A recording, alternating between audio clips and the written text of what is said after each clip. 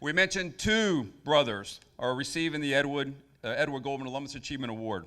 The second of those tonight is brother Shawn Upchurch from our Baldwin-Wallace University chapter.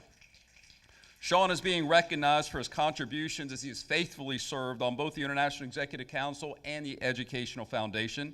He has served as vice president of the IEC and has served as president of the Educational Foundation up until just recently. Shawn was also one of the founding directors of the Elimination of Prejudice Foundation. Shawn has been instrumental when you look at the last decade of change in our fraternity and about every significant thing we've done. The development and launching of our 2010 strategic plan that began to look at standards upon brothers and within chapters and raising expectations. The creation of our online learning platform, Pi Lambda Phi University. The modernization of the Elimination of Prejudice program that was then birthed through the Elimination of Prejudice Foundation. Work on the Educational Foundation to help get things in order and securing seven-figure bequests that are going to help our funding of scholarships and programs in the future. It's my honor to present Brother Shawn Upchurch, the Edwin Goldberg Alumnus Achievement Award. Shawn, will you please join me on stage? Thank you, Jeff. I appreciate the kind words. And Mark, congratulations. You've always exemplified what it means to be a Pi Lam to me. I appreciate Pi Lambda Phi's International Executive Council and the Awards Committee for honoring me as the 50th Edward Goldman Award recipient. Some of us can count. I think it's an OBT versus Florida thing. And the first recipient from Pi Lam's OBT chapter at Baldwin-Wallace University. The magnitude of my name listed among the giants of Pi Lambda Phi is humbling, to say the least. Thank you. We have a few other Edward Goldman Award winners with us this evening. In addition to Mark, please give a round of snaps to Stan Klunder, Andy Goldberg, Vin Marbury, Dan Scott, James Tank Morris, and Jeff Bueller. This is such an honor. I want to let you in on a little secret. Edward Goldman Award winners are crazy. We find ourselves doubling down, as we like to say it, on the fraternity every 5 minutes. The truth is, we're absolutely obsessed with ensuring the longevity of Pi Lambda Phi. And I'm honored to be part of the crazy club.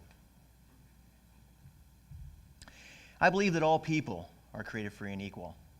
In fact, I believe every life has equal value. Tonight, I have a message and 4 asks for my undergraduate brothers and chapter advisors. My message is that you are not alone. Our volunteer boards and professional staff understand and share many of the same anxieties you have about the cultural and political climates. We understand your fraternal journey and that it's not easy to grow up. For our chapter advisors, it's not easy to support the development of another person. We get it. There probably isn't a situation that we haven't dealt with, including losing and revitalizing our own chapters. You aren't the only ones trying to figure yourself out, discover your voice, or how to make the world a better place. We're still trying to figure it out too. Our families are navigating many of the same challenges your families face. We have lost loved ones way too early. We deal with addictions, accidents, emotional and mental challenges, as well as suicide. We represent interracial marriages and same-sex relationships. We represent special need families. A few of us are still even paying off our student loans. Brothers, you are not alone. You're among family. And like any strong family, we expect a lot from each other. In fact, we need a few specific things from you. Let me paint a picture in your mind. Let's consider Pi Lambda Phi as a vessel that carries us on our fraternal journey. Our vessel rests on the guest status we hold at the institutions of higher education across North America. Just like a body of water holds afloat a ship. And the elimination of prejudice is the wind in Pilam's sail. We need the vessel, Pilam to Phi. We need the bodies of water, our host institutions.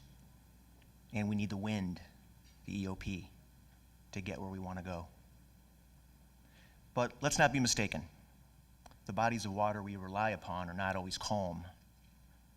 There's an uneasiness brewing right now, and we must take notice. Fears of reputation damage, increased liabilities, and membership restrictions, specifically gender restrictions, may breach the fraternal movement's hall. So what does that have to do with you? Everything. We need your help. To navigate the rough waters ahead, to set Pilam's sail, to catch the EOP winds at the right time on your campus. Here's how you can help. Number one, learn what it means to lead courageously. Specifically, I'm referring to the kind of leadership that transcends politics, economics, and even the societal issues. We need you to be the kind of leader that brings people together from all walks of life. We have enough leaders that pit one segment of society against another. What I'm asking you to do is to decide to be the kind of leader who navigates and facilitates, not dictates and divides. We need you to unify people around shared values and experiences. And to do that, we need you to be able to see someone as a person, not as a label or an object. You can practice this in your chapters. Of course, we should celebrate our differences, but nowhere in the celebration of differences were we supposed to forget that we are more similar than dissimilar. Number two, find your EOP story. Everyone has an EOP story. Stories bind us. And your story about what made you who you are today, why you value equality, and just how much you are like the rest of us will get you further in life than the stories about you or your chapter against the world. I am asking you to find stories that help you relate to other people, not separate you from them. Number three, be the kind of smart that can change your mind. Stereotypes are static. People are dynamic. Find your biases and your prejudices and work to release them. There's a story behind every person. There's a reason why they are the way they are. Think about that before you judge somebody. You may not be able to go back and change what's been said or done, but you can learn your lessons and make things better next time. And number four, if you haven't already, evolve from bystander to upstander. Create safe places on your campuses to discuss the most difficult topics. Develop the skills required to effectively engage in social interactions. Help the Elimination of Prejudice Foundation bring resources and tools to your campus that will advance social justice. By working hard to become an upstander, you will, your chapter will, your campus will, Pi Lambda Phi will be better for it. As evidence, and congratulations to my brothers at Ohio Beta Tau, these are the messages we preach to them. This is how we help them develop one man at a time, one event at a time. And the evidence is 7 George Beck Outstanding of the Year awards in 12 years. Brothers, we are counting on you to lead courageously, to find your EOP story and relate to others, to be the kind of smart that can change your mind. And if you haven't already, evolve from a bystander to an upstander. We need you to be the kind of leader that others trust, respond to, and want to work with. Let's close with a quote from Samuel Adams. It does not take a majority to prevail, but rather an irate, tireless minority, keen to set brush fires of freedom in the minds of other people. Members of Pi Lambda Phi and special guests, let's empower the freedom of fire to burn in every person on the planet. Let's rise above the bystander effect, become upstanders, and set the world on fire. It's a great time to be a Pi Lamb, and it's a great time to eliminate prejudice. I now call on Brother Jeff Bueller to start our Big Pi celebration. Roger Orloff.